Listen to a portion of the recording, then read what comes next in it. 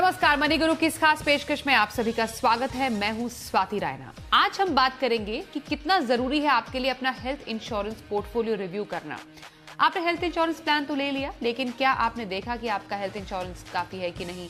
आपकी फैमिली में लोग ऐड हुए हैं तो उसके बाद क्या आपने अपने हेल्थ इंश्योरेंस को देखा किसी गंभीर बीमारी के टाइम पर, या किसी बदलते समय के साथ बढ़ते खर्च के साथ आपने अपने हेल्थ इंश्योरेंस को क्या बदला है? ये समझना बेहद जरूरी है। और साथ ही जानेंगे कि क्या है ग्लोबल हेल्थ इंश्योरेंस प्लान और ये है किन के लिए और क्यों है जरूरी। इस पर खास चर्चा के लिए हमारे साथ आज हैं बजाज कैपिटल में चीफ प्रोडक्ट ऑफिसर विनय तलूजा।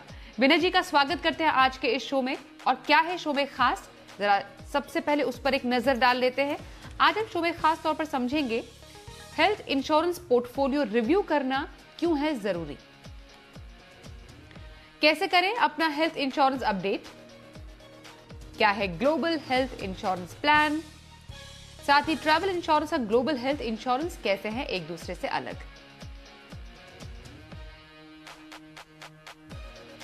विनय जी, स्वागत है आपका। और सबसे पहले समझना चाहते हैं, जैसे हम अपना निवेश का पोर्टफोलियो बनाते हैं, हम देखते हैं कि कौन सा फंड हमें चाहिए, कौन सा फंड नहीं चाहिए, और समय समय पर हम उसको देखते भी हैं, उसमें बदलाव भी करते हैं। क्या यही जो प्रैक्टिस है लोग अपने इंश्योरेंस और खास तौर पर हेल्थ इंश्योरेंस में फॉलो करते हैं? क्योंकि हमें मालूम है कि जो मेडिकल इन्फ्लेशन है वो कितना बढ़ रहा है, मतलब अस्पताल के खर्च तो आसमान छू रहे हैं। कोविड जैसी समस्या और उसके बाद बढ़ती बीमारियां और लाइफस्टाइल डिजीजेस के चलते हेल्थ इंश्योरेंस हो भी गया है काफी इंपॉर्टेंट। तो हेल्थ इंश्योरेंस का पोर्टफोलियो रिव्यू करना ऐसे समय में और भी ज्यादा जरूरी क्यों हो जाता है? Thank you Swati. आपने एकदम सही बोला। जैसे हम एक फाइनेंशियल प्लानिंग करते हैं अपनी इन्वेस्टमेंट्स के लिए, फाइनेंशियल प्लानिंग सिर्फ इन्वेस्टमेंट्स के लिए नहीं होती है, ओवरऑल आपकी लाइफ के गोल्स के लिए होती है। और एज अ फाइनेंशियल प्लानर हम बात करते हैं लाइफ के गोल्स आपको इन्वेस्टमेंट से पूरे करने हैं, प्लस उन गोल्स को आपको सिक्योरिटाइज भी करना है। बिकॉज आपने जो निवेश किया है और बीच में अगर कुछ दिक्कत आ गई तो वो गोल्स फिर आपके मीट नहीं हो सकते। सो इंश्योरेंस प्रोटेक्शन के फॉर्म में, चाहे वो लाइफ इंश्योरेंस है या जनरल इंश्योरेंस के प्रोडक्ट्स हैं, along with investment they have to go hand in hand, दोनों साथ साथ चलेंगे। इसलिए जब आप अपनी फाइनेंशियल प्लानिंग करते हैं और अपने इन्वेस्टमेंट पोर्टफोलियो बनाते हैं और रिव्यू करते हैं, सिमिलरली आपको अपनी इंश्योरेंसेज भी प्लान करनी चाहिए किस तरीके से आपको चाहिए। स्पेशली आज हम हेल्थ की बात कर रहे हैं तो मैं हेल्थ के ऊपर ज़्यादा बात करूंगा। पिछले 2 साल में अनफॉर्चुनेटली हम सबको काफ़ी दिक्कतों का सबको सामना करना पड़ा है हेल्थ इश्यूज की वजह से। And most of us have realize के हेल्थ इंश्योरेंस या हेल्थ के खर्चे कितने बढ़ गए हैं, और उस समय में हेल्थ इंश्योरेंस एक काफ़ी हैंडी चीज सबके हाथ में सामने आई। सो हेल्थ इंश्योरेंस इटसेल्फ एक वास्ट सब्जेक्ट है। एक ओवरऑल फाइनेंशियल प्लानिंग में आपको एक बिंदु लगेगा, बट इन इटसेल्फ वो एक पूरा डिटेल में प्लान बनना चाहिए। और आपका किस तरह की पॉलिसी चाहिए, आपके घर के कौन से मेंबर्स कवर होने चाहिए, क्या सम एश्योर्ड होना चाहिए, डोमेस्टिक कवरेज चाहिए या आपको ग्लोबल कवरेज चाहिए, आपको किस तरह की पॉलिसी चाहिए, क्या सम एश्योर्ड चाहिए, इनकम के हिसाब से, एज के हिसाब से। सो काफी सारे। बिल्कुल। तो हेल्थ इंश्योरेंस पोर्टफोलियो को रिव्यू करना जरूरी, समय समय पर आपका हेल्थ इंश्योरेंस काफी है कि नहीं, आपके फैमिली के हिसाब से आपका जो हेल्थ इंश्योरेंस आपने सम इंश्योर्ड लिया है वो पर्याप्त पड़ रहा है कि नहीं, और बढ़ते खर्च के मुताबिक आपको कितने हेल्थ इंश्योरेंस की जरूरत है। अब ऐसा कौन सा 3 प्लान फॉर्मूला है विनय जिस पर आप अब दर्शकों को बताना चाहेंगे कि जब आप भी अपना हेल्थ इंश्योरेंस रिव्यू करते हैं तो आपको इन 3 बातों का जरूर ख्याल रखना पड़ता है? पहले पॉइंटेडली आपसे जानूंगी और उसके बाद डिटेल में हम एक एक करके उस पर चर्चा करेंगे।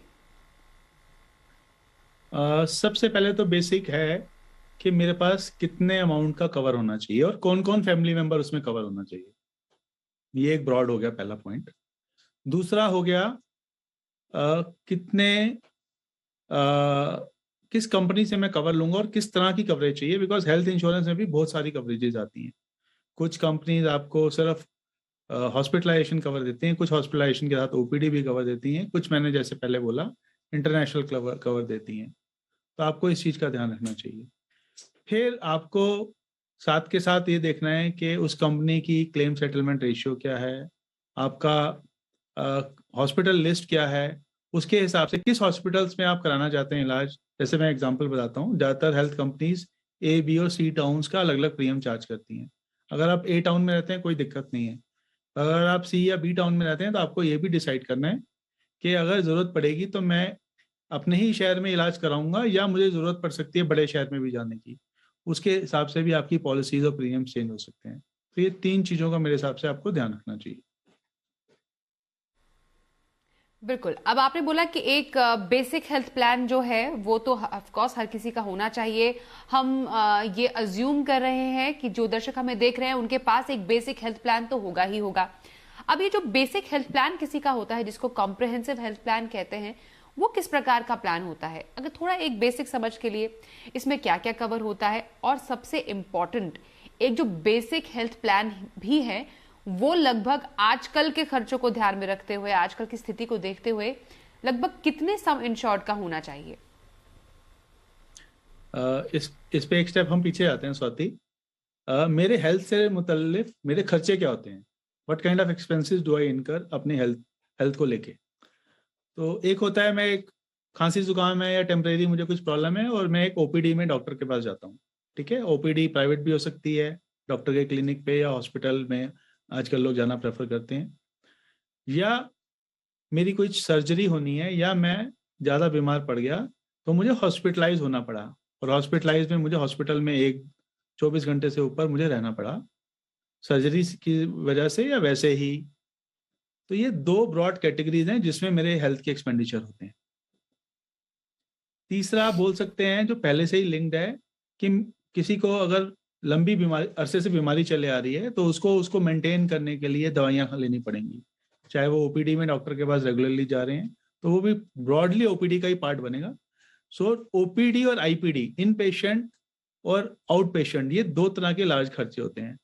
ज़्यादातर हेल्थ इंश्योरेंस पॉलिसीज जो इंडिया में अवेलेबल हैं वो सेकंड वाला जो कवर की हमने बात करी आईपीडी, उसको कवर करती हैं कि अगर आपको हॉस्पिटलाइज होना पड़ा और किसी बीमारी के लिए, इलाज के लिए, ट्रीटमेंट के लिए, ऑपरेशन के लिए, उस खर्चे को कवर करने के लिए ज़्यादातर 99% हेल्थ पॉलिसीज उसके लिए बनी हैं।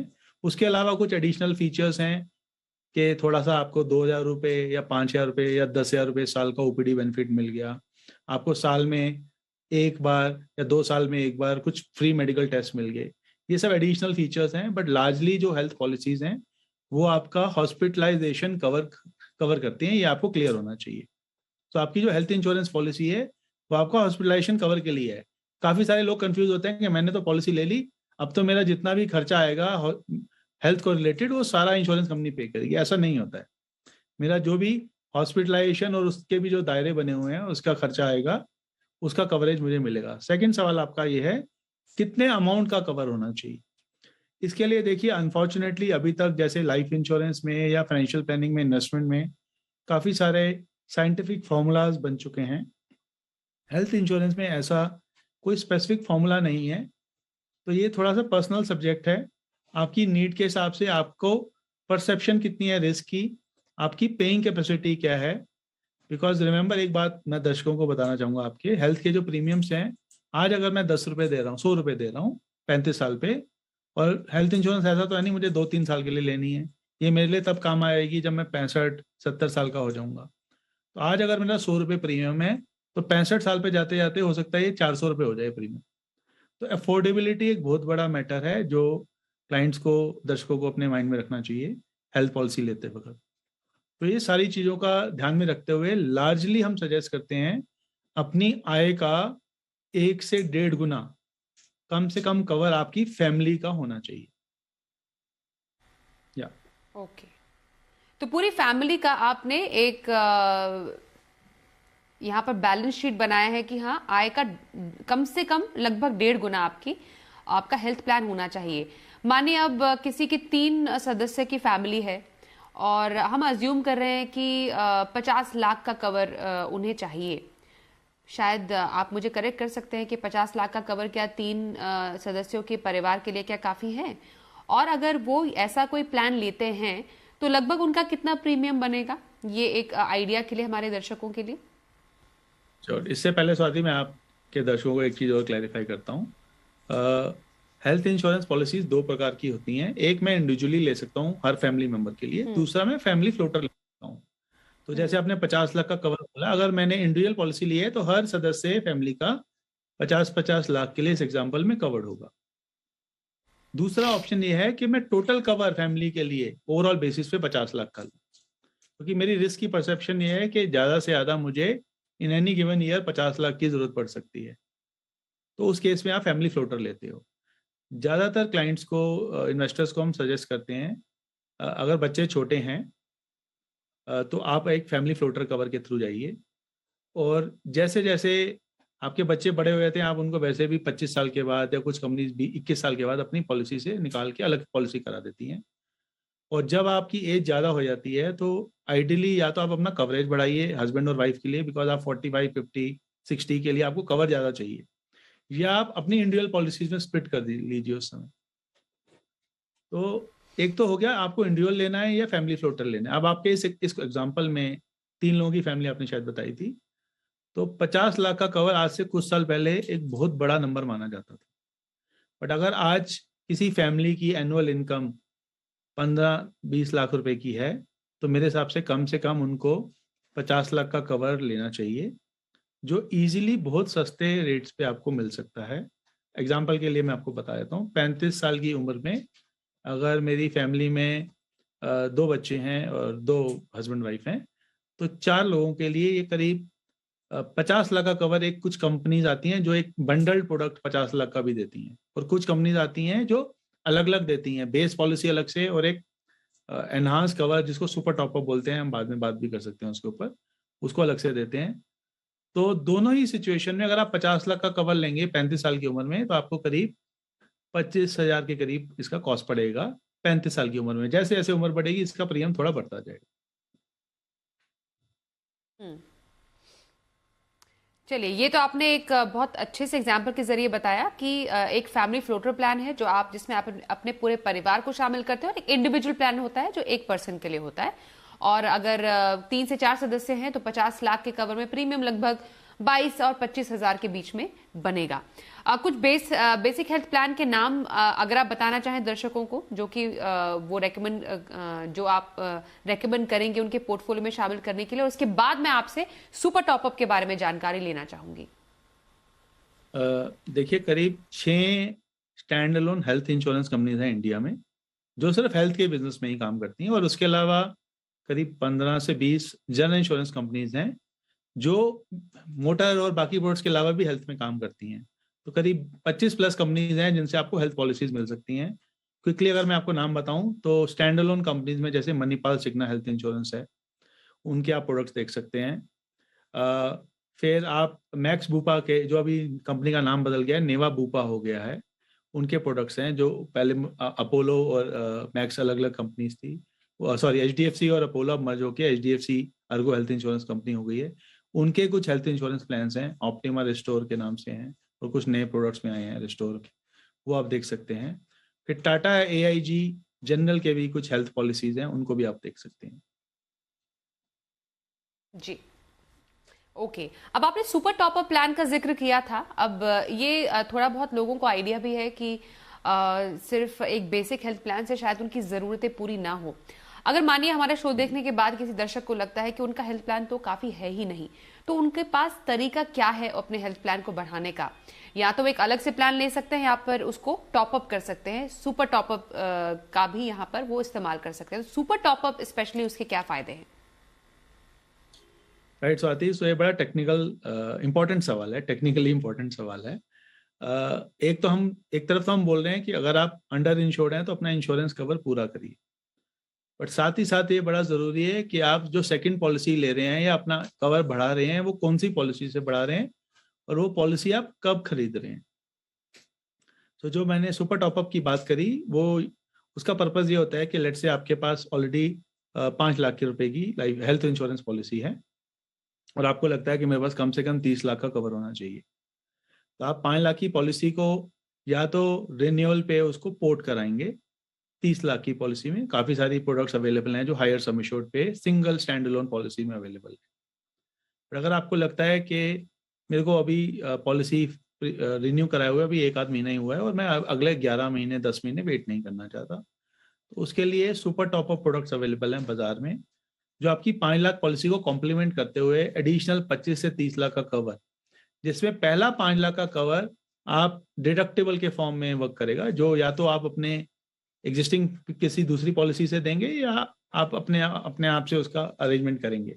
तो बेसिकली जो नई policy super top up policy होगी वो आपको 30 लाख का कवर तो देगी, बट पहला 5 लाख रुपए वो आपको पे नहीं करेगी। वो पहला 5 लाख आपका एग्जिस्टिंग पॉलिसी से आपको क्लेम मिल जाएगा अगर आपके पास वो है तो वो कॉम्बिनेशन बेस और सुपर टॉप अप का काफी बेहतरीन वर्क करता है, आप उस देख सकते हैं।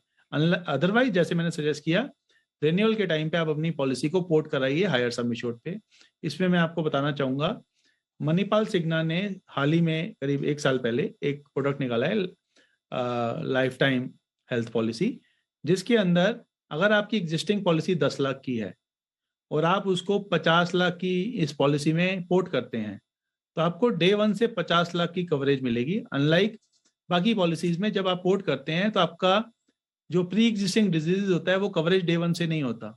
वो सिर्फ एग्जिस्टिंग कवर, अगर आपने 10 लाख पोर्ट किया 50 में, तो सिर्फ 10 लाख ही आपको प्री एग्जिस्टिंग में कवर मिलेगा अगले 3 या 4 साल, डिपेंडिंग ऑन द प्रोडक्ट।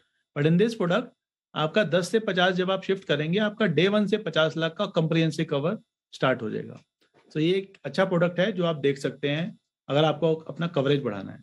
और इस प्रोडक्ट के अंदर एक और फायदा है, आप इसमें ग्लोबल कवर भी साथ में ले सकते हैं। विनय जी, अब आपसे जानना चाहते हैं, क्रिटिकल इलनेस आजकल काफी ज्यादा बढ़ रही हैं, गंभीर बीमारियां, जिसका मतलब होता है लाइफस्टाइल डिजीजेस, और कोविड के बाद तो और भी ज्यादा लोगों को कॉम्प्लिकेशंस होनी शुरू हो गई है।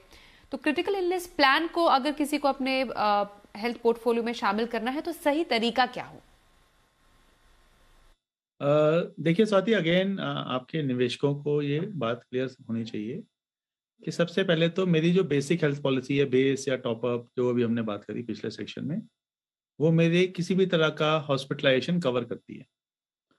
सो मूल रूप पे जो मेरा क्रिटिकल इलनेस का अगर कोई खर्चा आता है जिसकी वजह से मेरा ऑपरेशन होता है, कोई सर्जरी होती है, तो मेरा वो कवर्ड है। बट कुछ इन्वेस्टर्स को लगता है कि मुझे क्रिटिकल इलनेस को एक स्टैंड अलोन बेसिस पे भी अलग से कवर कराना है, क्योंकि उनको रिस्क की परिभाषा उनके मन में ज़्यादा है। तो उन लोगों के लिए critical illness stand alone products भी बने हुए हैं, जो काफ़ी चीप कॉस्ट पे आपको 10 लाख, 25 लाख, 50 लाख का कवर 25 से लेके 60 बीमारियों को कवरेज करता है। और क्रिटिकल इलनेस प्रोडक्ट ज़्यादातर जो वर्क करते हैं उनमें 2 तरह के बेनिफिट्स होते हैं। पहला, कि अगर क्रिटिकल इलनेस डिटेक्ट होती है एक वेटिंग पीरियड के बाद, नॉर्मली जो 60 दिन से 180 दिन तक होता है पॉलिसी लेने के बाद, और प्री एग्जिस्टिंग डिजीज ऑब्वियसली नहीं होनी चाहिए, तो उसके बाद वो पॉलिसी आपका एक लंप सम अमाउंट प्रोवाइड करा देगी।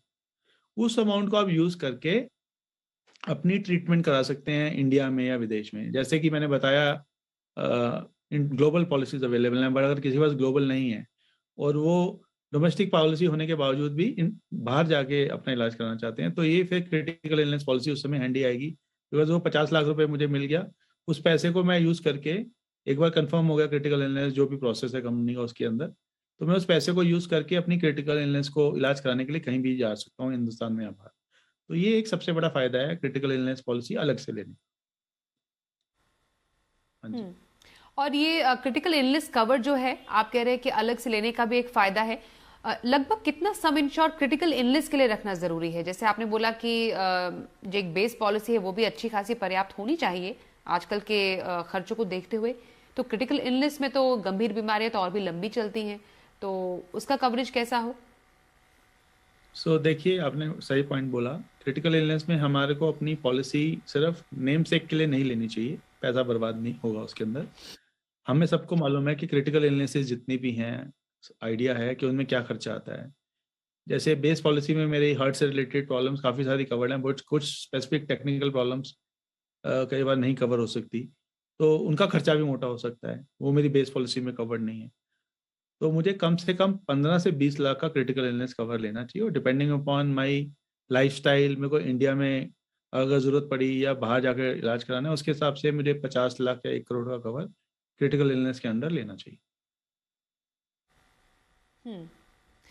अब आपने ग्लोबल हेल्थ इंश्योरेंस प्लान का जिक्र किया था। अब कई ऐसी बीमारियां हैं जिनका इलाज कराने के लिए लोगों को विदेश जाना पड़ता है।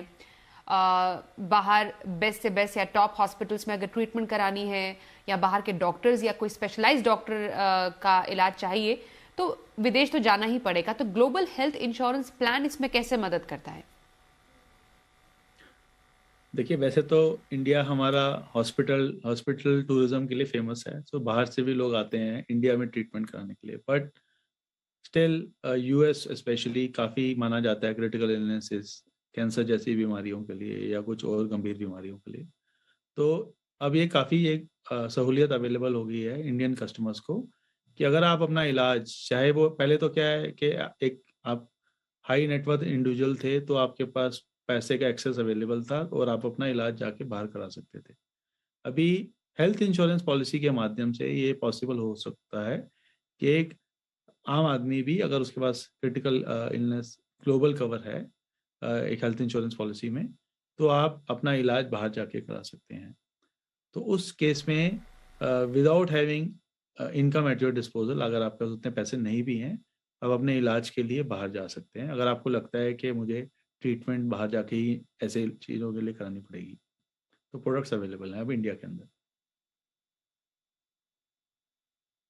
और क्या क्या शामिल होता है इसमें विनय, ये समझना जरूरी है क्योंकि ट्रैवल इन्वॉल्व होता है इसमें। स्पेशल एम्बुलेंस के थ्रू भी मरीज को ट्रैवल किया जा सकता है, ट्रांसपोर्ट किया जा सकता है। तो बेसिक एक ग्लोबल हेल्थ इंश्योरेंस में इंक्लूजन्स क्या क्या है? देखिए, हेल्थ जो आप ग्लोबल पॉलिसी लेते हैं, आपने सही बोला कि उसके अंदर सबसे पहले तो पेशेंट को इंडिया से बाहर ट्रैवल करना पड़ेगा। तो क्या हेल्थ कंपनी उस ट्रैवल का खर्चा पे करेगी, आपको चेक करना है। काफ़ी सारे प्रोडक्ट्स हैं, उसमें ऑप्शन अवेलेबल है। कुछ सम लिमिट्स के साथ हो सकती है। उसके अलावा नॉर्मली पेशेंट के साथ कोई को पर्सन भी जा सकता है। तो क्या वो कवरेज अवेलेबल है?